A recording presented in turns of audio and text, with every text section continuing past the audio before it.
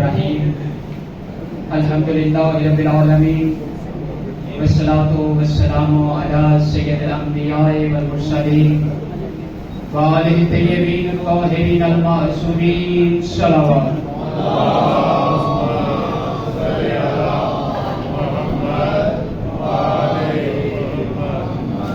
اما بعد فقد قال رسول اللہ صلی اللہ علیہ وآلہ وسلم زینوا مجالسکم بذکر علی ابن ابی طالب علیہ الصلوۃ والسلام صلوات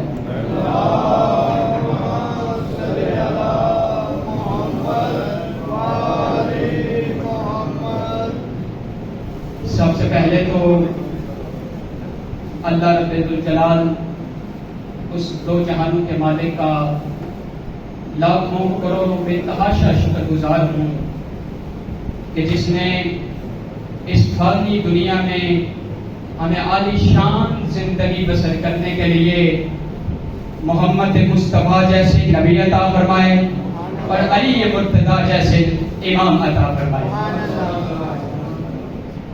اجازت ہے جی لوگ شروع کی جائے۔ سب سے پہلے چار اشار کہ کبھی حیبر کے سامنے، کبھی حیدر کے سامنے، کبھی حیبر کے سامنے، کبھی خندق کے سامنے، کتنے غرور ٹوٹے ہیں حیدر کے سامنے، اور ذکر حیدر چھیڑ کر چہروں کو دیکھیے، کہتا ہے جی ذکر حیدر چھیڑ کر چہروں کو دیکھیے، شجرے چمکنے لگتے ہیں منبر کے سامنے۔ ماشاءاللہ جس حیدری کردار کا ذکر سن کر آپ کے چہروں پر نور بکھر آتا ہے، اس مولا کائنات کا اس کائنات میں تیسرا نمبر ہے۔ پریشان تو نہیں ہوگے؟ اس کائنات میں تیسرا نمبر ہے۔ پہلا نمبر اللہ کا ہے، دوسرا نمبر محمد مصطفیٰ کا ہے، اور تیسرا نمبر علی ابن ابی طالب علیہ السلام کا ہے۔ الحمدللہ یہی عقیدہ ہے ہمارا، الحمدللہ۔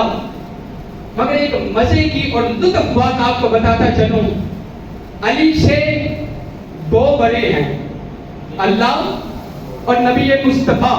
توجہ رکھیے گا، اللہ اور رسالت باب، اور ان دونوں بڑوں نے یہ اعلان کر رکھا ہے کہ یاد رکھو جنت میں وہی جائے گا جس کے دل میں چھوٹے کی محبت ہوگی۔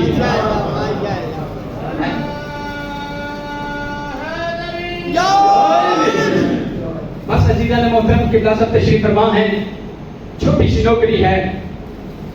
جس علی بادشاہ علیہ السلام کی فضیلتیں ہم نے اہل بیت کے گھرانے سے لی ہیں، مولا کی فضیلتیں ہم بیان کرتے ہیں، یہ آج سے نہیں بلکہ 1400 برس سے، 1400 سال سے جب بھی فضیلت علی بیان کی گئی ہیں، وہ کہتے ہیں منافق دے ڈھیر وچ پیڑ پئی ہے۔ ایسی گل ہے، منافق دے ڈھیر وچ پیڑ پئی ہے۔ آج بھی وہی زمانہ ہے کہ جب بھی ہم مولا کائنات کی فضیلتیں بیان کرتے ہیں، دنیا یہ کہنے لگتی ہے کہ یہ شرک کرتے ہیں۔ یعنی عقیدہ توحید کی آڑ میں آ کر ہمیں یہ بتایا جاتا ہے کہ یہ مولا علی کی فضیلتوں کو کم کیا جائے۔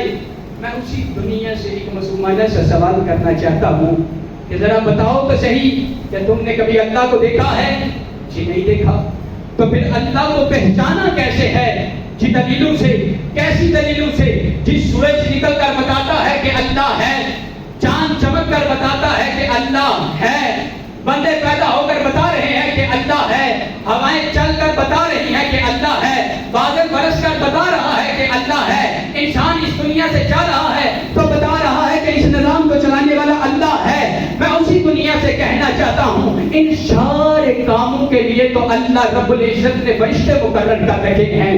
کوئی فرشتہ ہے جو ہواؤں کو چلا رہا ہے، کوئی فرشتہ ہے جو بادل برسا رہا ہے، کوئی فرشتہ ہے جو انسان کی جان نکال رہا ہے۔ میں اسی دنیا سے کہنا چاہتا ہوں جس کے لیے تو علی کی فضیلت کو کم کر رہا ہے نا، آؤ میں تجھے بتاتا ہوں جس فرشتوں کو اللہ نے مقرر کر رکھا ہے نا، وہی فرشتے کبھی علی کے گھر میں نوکر بن کر آتے ہیں، کبھی علی کے دربار میں دردی بن کر آتے ہیں، کبھی علی کے بیٹے کا جھولا چلانے آتے ہیں اور کبھی علی کے گھر میں چکیاں چلانے آتے ہیں.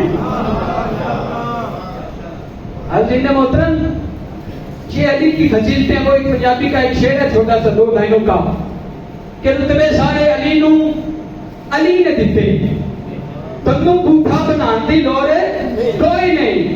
یہ علی کی فضیلتیں اللہ نے علی کو دی ہیں.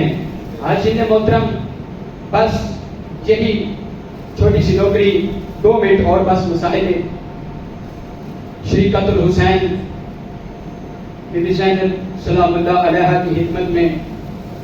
حاجی محترم جب 19 کو میرے مولا کو ضرب لگی نا، امام پاک کو گھر لایا گیا تو امام رو کر کہتے ہیں حسن بیٹا میری عالیہ بیٹی کدھر ہے؟